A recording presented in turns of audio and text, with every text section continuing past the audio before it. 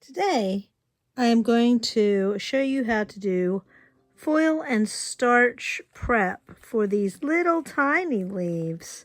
There are 12 of them, 3 on each flower petal. So we're going to pick fabric. I'm going to show you how to prep for placement, and that's all I'm going to show you how to do today. So I have the flowers, and I know I decided to do opposites. That one was stuck together. These will end up being flowers in the correct spots. Let me pull this back a little bit so you can see. And then this flower will be in the middle.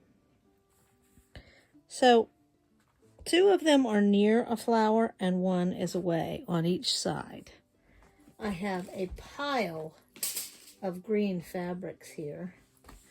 So I think I want to pick 3 and do the same 3 everywhere.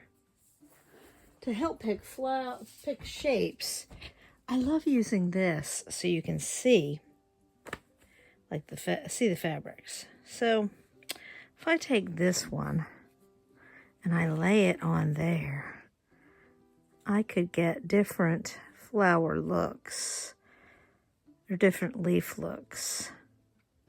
So I think I will use one of those because I'll get a variety of leaves.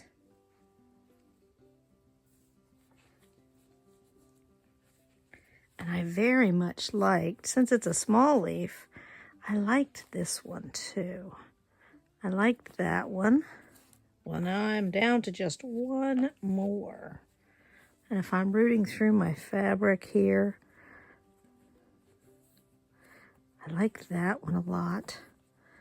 That one I don't think will show up very well on the background. It would be very, very subtle. Too subtle, I think. Little hearts.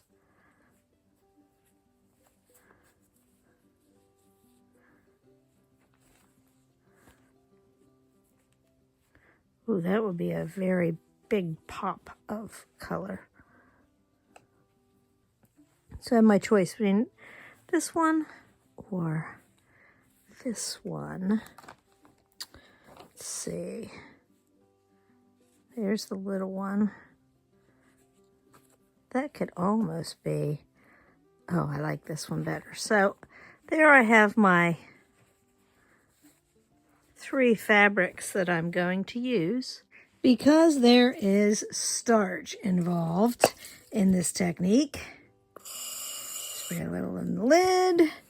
I am using a pressing cloth because I do not want my wool mat stained. Doesn't hurt it, but it doesn't look nice. So I am going to start with, I have a mylar template and I have a cardboard template of those small leaves. And foil is supposed to help sharpen scissors, so I'm going to cut some foil with my little thread snips because they are in need of sharpening. Don't know if it really works or not. I haven't heard anything to the contrary.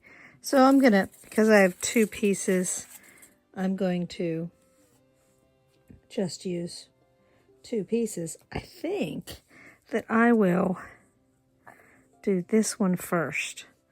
And I'm just going to, I'm going to cut around using big scissors. I'm going to cut around and leave a generous 1/4 of an inch. And I know that I'm making 4 of these.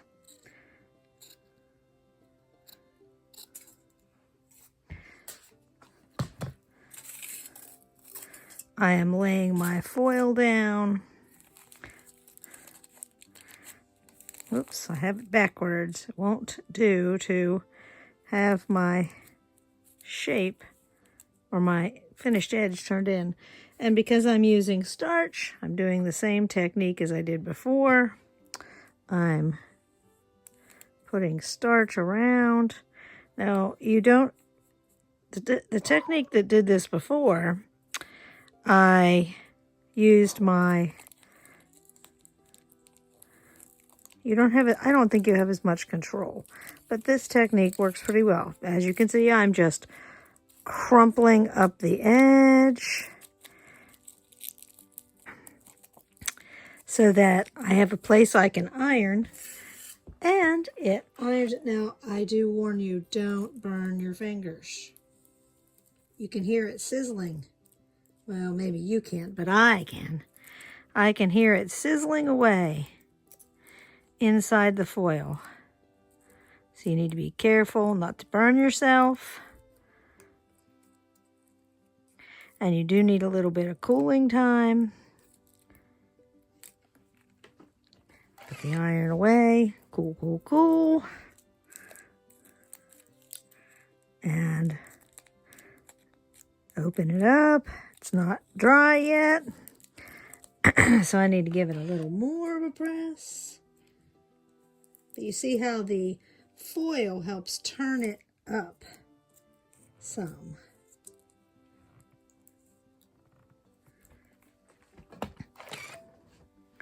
And then I'm going to go on to the next one while that one is cooling and maybe drying. I'm going for leaf shapes. Don't really want flower shapes. I'm most interested in leaf shapes, even though there might be some flower shapes in there too. Oh, there we go.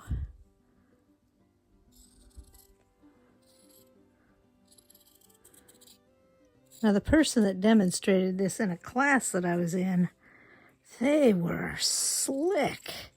They were so good at this technique. I have not used it because I haven't done a lot of small pieces. I haven't used it extensively. I have done this technique before. Cardboard, and I'm doing the same thing.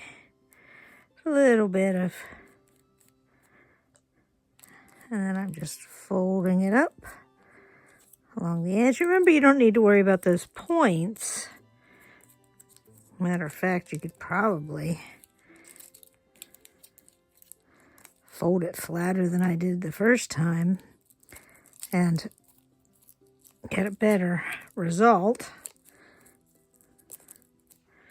That looks like chewing gum, doesn't it?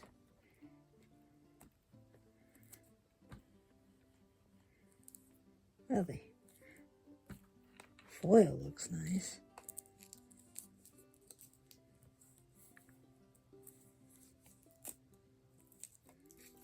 So I flip it around and try not to burn myself. As I take it out, it has pulled it up some, but I'm still going to need to finish drying it.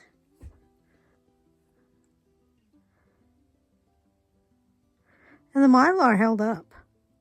I don't know what I did to that poor little Mylar the first time I used it.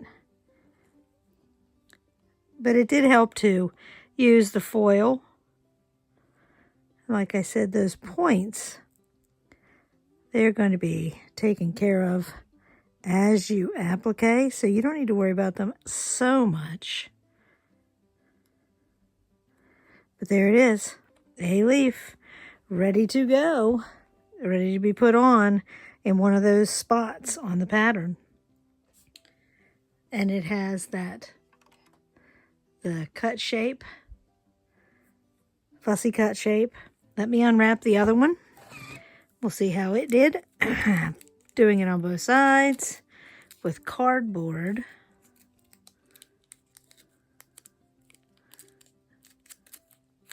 Now this one I wrapped a little tighter. The cardboard absorbed some of the starch on this one, so I think it's still a little damp. And like I said, if it doesn't conform the way you want, you just wet it again and redo it. You can wet it as often as you want. Oh, I lost a little part there. I trimmed that one a bit tighter.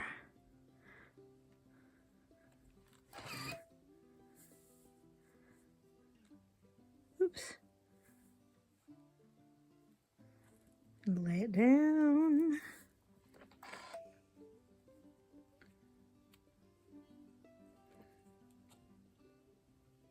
Now the cardboard isn't staying as well because the cardboard itself soaked in some of my starch.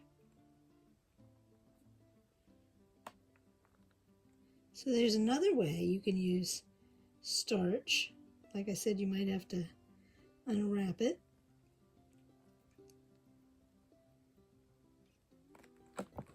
But there it is, another shape ready to go to be appliqued down. Not difficult, doesn't take much time, and you don't need a sharp pointed thing to do it, just a couple pieces of foil. And you can reuse that foil over and over and over again. That's all there is to it.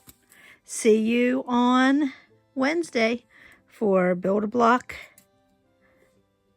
Wednesday. And then again on Friday for Blabfest. Good luck. Check it out.